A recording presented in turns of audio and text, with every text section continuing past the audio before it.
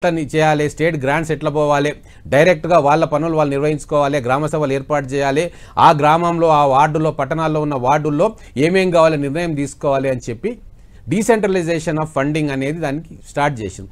కాలక్రమేణా మన తెలంగాణ రాష్ట్రం వస్తేనన్న అవుతాయి అనుకుంటే కేసీఆర్ గారు అధికారంలోకి వచ్చిన తర్వాత డీసెంట్రలైజేషన్ కాదు కదా, టోటల్గా సెంట్రలైజ్ అయిపోయింది. ఫండ్స్ ఫ్లో మొత్తం సెంట్రలైజ్ అయిపోయింది. ఫైనాన్స్ సెక్రటరీ మీట నొక్కితే తప్ప గ్రామాల్లో రూపాయి కూడా పొందేని పరిస్థితి అయింది. గతంలో డిస్ట్రిక్ట్ ట్రెజరీస్ ఉండే. సో ఇవన్నీ ఉన్నాయి కాబట్టి ఇప్పుడు ఒక చిన్న కంక్లూడ్ చేస్తా.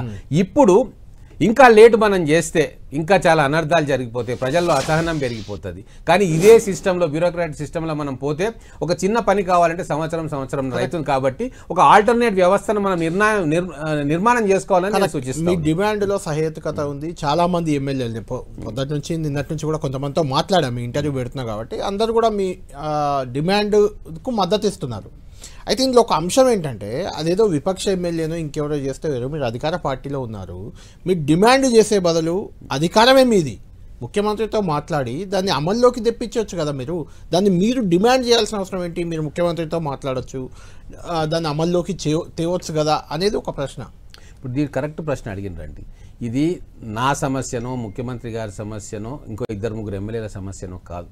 ఇది ఒక ఆల్టర్నేట్ సిస్టమ్ను మనం డెవలప్ చేసుకోవాలి అనే ఒక ఆలోచనను ముందుకు పెడుతున్నప్పుడు అది ప్రజల్లో కూడా డిస్కషన్ రావాలి, మేధావులు డిస్కస్ చేయాలి, మీలాంటి సీనియర్ జర్నలిస్టులు కూడా దాని మంచి చెడ్డను కూడా బేరీజ్ వేసుకోవాలి. ప్రజల్లోకి చర్చను తీసుకొని పోతే దాంట్లో ఉన్న లోటుపాట్లు కావచ్చు, తొందరపడి నిర్ణయం తీసుకున్నాము అనకుండా దీన్ని ప్రజల్లో చర్చ పెట్టి ఏమేం చేయాలి, గతంలో ఇటువంటివి ఏమైనా ఉన్నాయా, ఉంటే అక్కడ ఏం తప్పులు జరిగినాయి, దాన్ని ఎట్లా రెక్టిఫై చేయాలని చెప్పి ప్రజల్లో కూడా ఇది చర్చ జరగాలి. అక్కడి నుంచి కూడా డిమాండ్ రావాలి.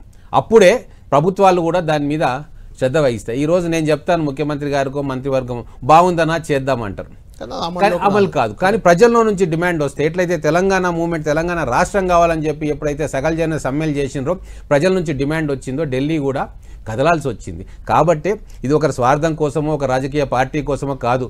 డెమోక్రటిక్ స్పిరిట్ని గ్రామాల్లో బతికించుకోవాలి. ప్రజల్లో ప్రజాస్వామ్యం అంటే మనం అడిగిన సమస్యలకు అక్కడికక్కడ పరిష్కారం దొరుకుతుందని ఒక నమ్మకాన్ని ప్రజల్లో కల్పించాలంటే ఇటువంటి ఆల్టర్నేట్ వ్యవస్థలు కూడా మనం నిర్మాణం చేయాలి. ఒక చిన్న ఎగ్జాంపుల్ చెప్తాం.